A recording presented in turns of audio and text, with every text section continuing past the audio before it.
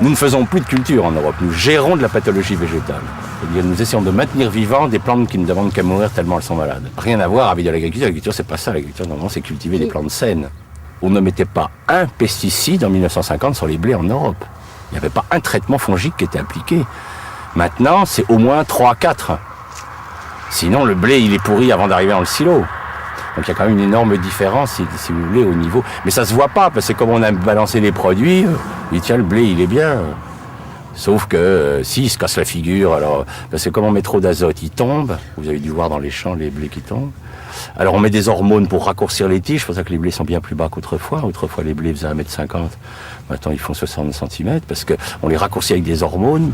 Alors ces hormones font avorter les arbres qu'il y a autour. Enfin fait disparaître toute la flore parce que ça gêne les reproductions des dicotylédones. Enfin c'est un espèce de monde complètement strange quoi. Mais les gens le savent pas donc. Devant les champs. Autrefois, les champs, c'était plein de coquelicots, il y avait plein d'autres espèces, il y avait une biodiversité dans un pays comme la Hollande a déjà perdu 75% de toute sa flore. Il y a une des flores les plus pauvres de la planète, la Hollande. Mais c'est intensifié au niveau agricole de façon incroyable. Tu l'as vu ton sol? Non? Ah, tu vas voir, c'est impressionnant. Hein, regarde-le.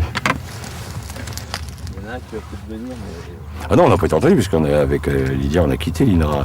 On s'est mis à notre compte. Puis quand on a commencé à montrer que les sols mouraient biologiquement, on nous a demandé de nous taire. Donc on a quitté l'Institut et on s'est mis à notre compte parce qu'on estimait que notre devoir de scientifique, c'était quand même d'alerter le monde agricole que la voie qui était choisie n'était pas la bonne ne permettrait pas de faire une agriculture pérenne. Il ne peut y avoir d'agriculture pérenne que si on est sur des sols vivants. Hein.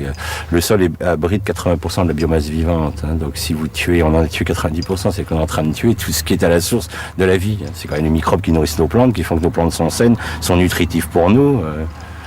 Alors que maintenant, les gens, nous sommes quand même dans la société la plus confortable de l'histoire de l'humanité et nos dépenses de sécurité sociale augmentent de 6% par an.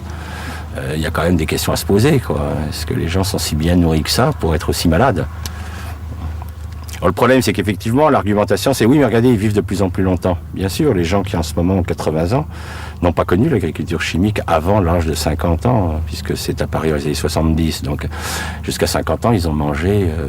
moi, je suis encore gamin du lait de vache qui avait du goût de lait de vache. Ça avait vraiment le goût de lait de vache, c'est pas le lait de maintenant. Donc c'est tellement récent dans l'histoire de l'humanité qu'on ne connaîtra les résultats réels et on s'inquiète puisque vous prenez la population d'enfants à l'heure actuelle en Europe, 17% des enfants sont obèses, donc on est en droit de se poser des questions sur cette qualité alimentaire. Le sol, c'est une vraie éponge. Donc, si je le gère mal, il est compact, il est serré, il se referme.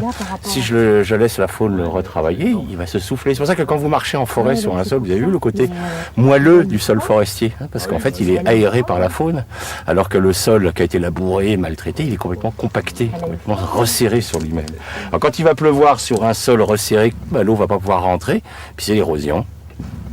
Mais c'est plus facile d'accuser la pluie d'être responsable de l'érosion, des inondations, que de dire que c'est un système agricole qui a provoqué, puisque les inondations que nous avons en ce moment, depuis 20 ans, nous traversons les années les plus sèches depuis 3000 ans dans l'histoire de l'Europe, et jamais il y a eu autant d'inondations. C'est-à-dire qu'on a inventé, avec l'agriculture intensive, les inondations en période sèche, ce qui est très fort, quoi. Et les écologistes, à l'heure actuelle, se posent la question de savoir à quel moment c'est l'humanité qui commencera à s'écrouler. C'est-à-dire pour le moment, on a détruit 90% de notre biodiversité en Europe, ça va encore pour nous. Donc les écologistes disent est-ce que c'est à 95% que le système va lâcher? Est-ce que c'est... On ne sait pas. La catastrophe du Crétacé est ridicule en comparaison de ce qui se passe en ce moment. Mais ça meurt, puis les gens attendent, disent peut-être qu'un jour on va voir quand ça va péter, quoi.